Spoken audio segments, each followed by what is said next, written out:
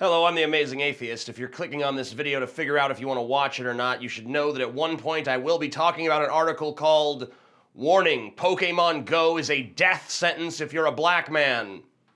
So, yeah, stick around. First of all, I apologize for the shoddy quality of my voice. I hurt my throat sucking big veiny dicks. Or I had a cold. Whatever. Anyway, I asked my fans what they wanted me to make a video about, and they said, the turkey coup. So here's my video about Pokemon Go. Don't get me wrong, the coup in Turkey is probably more important, but how can I resist headlines like, 2 men fall down cliff while playing Pokemon Go, or Holocaust Museum to visitors. Please stop catching Pokemon here. Gotta gas 'em all, Hitlerman. I don't really care much about the game itself. It's not my cup of microwave ramen, but the weird little effects it's having on society, those I do find fun and interesting. Like, have you guys heard about Pokemon drivers? For a fee, a Pokemon driver will chauffeur players around their city at a pace slow enough to make the app think that they're walking, visiting known good spots for collecting Pokemon and checking in at gyms and Pokestops. For just $30 an hour, Nick So will drive you and up to 4 of your friends around the New York suburbs in his Toyota RAV4 Sport. Yeah, there's this hot new game that actually requires you to walk around in the world. And I want to play it, but I'm just not too keen on the central premise of walking around in real life. I want to sit down and play it in lazy comfort. I know, I'll pay someone $30 an hour to drive me around real fucking slow. So the game thinks I'm walking when I'm really not. Ha! Take that, Pokemon Go. Tricked ya. Yeah, you just spent $30 an hour so you could play a game whose only real novelty is that you actually have to walk around to play it. If you wanted to play a game where you just sit around, you could have chosen literally almost every other game in existence.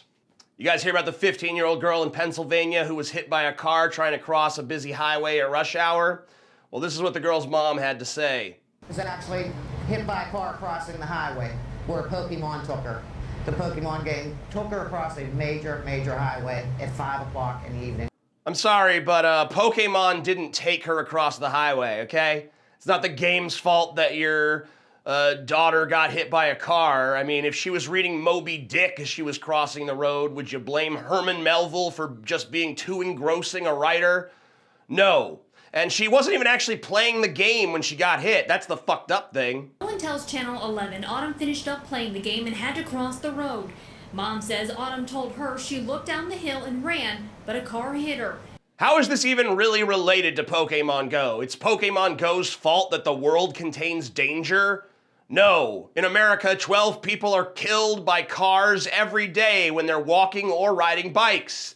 In 2014, there were 65,000 injuries reported from people being struck by cars. So why are we blaming Pokemon Go for this? Chances are, it's either the fault of the driver who was careless or the girl who got hit. It depends on who was violating traffic laws at the time. Was the girl using the crosswalk? Was she cleared to use it? But though, these aren't even factors. It was Pokemon what done it.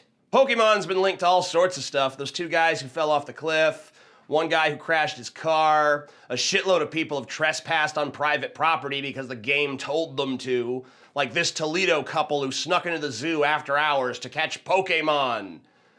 So much of the news media is kind of playing into the narrative that people are brainless automatons who will just obey the game's every directive, you know, like, what's that? I have to murder my family to get more Pokemon? Well, okay.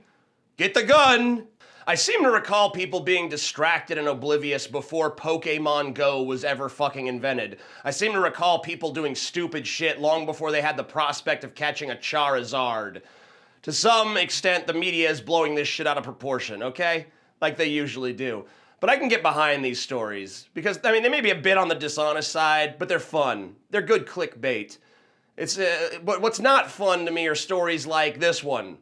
Warning, Pokemon Go is a death sentence if you're a black man. A death sentence? Really? I mean, there's dramatic exaggeration, and then there's absurd hyperbole, and then there's this shit.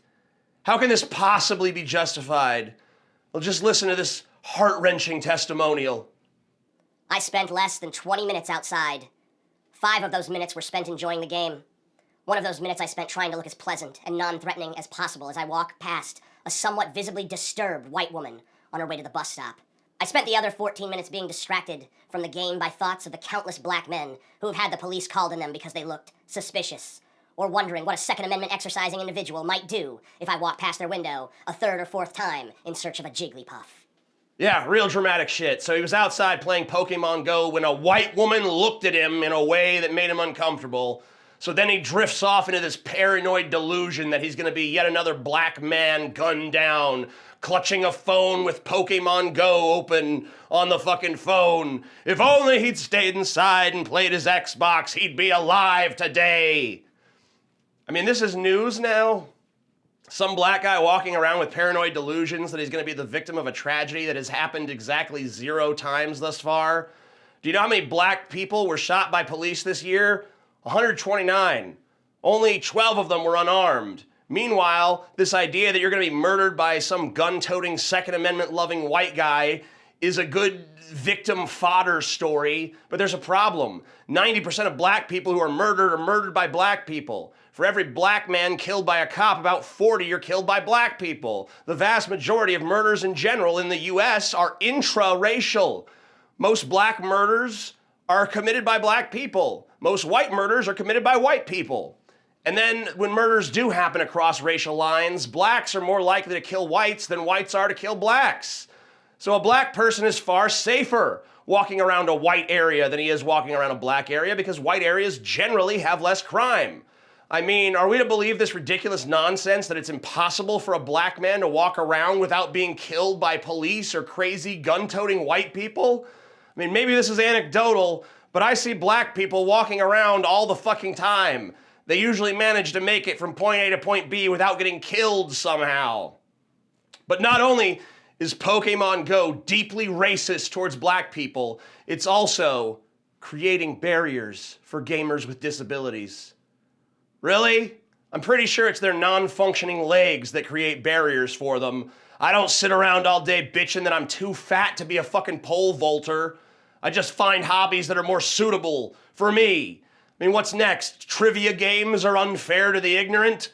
Puzzle games are unfair to the stupid. Word games are unfair to the illiterate. Movies are unfair to the blind. Music is unfair to the deaf.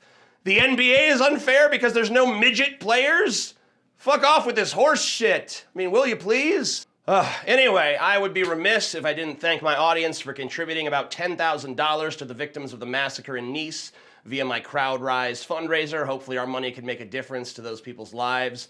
I'm the Amazing Atheist. Subscribe to me if you enjoy my shit. Peace the fuck out. And if you want to meet me and my other co-hosts on the Drunken Peasants podcast, and you are somewhere vaguely in the New Orleans area, we will be doing a meetup in New Orleans. Details are down below in the description section. It's going to be July 30th, so check that out if you possibly want to come by and say hello, RSVP if you're coming. Thanks.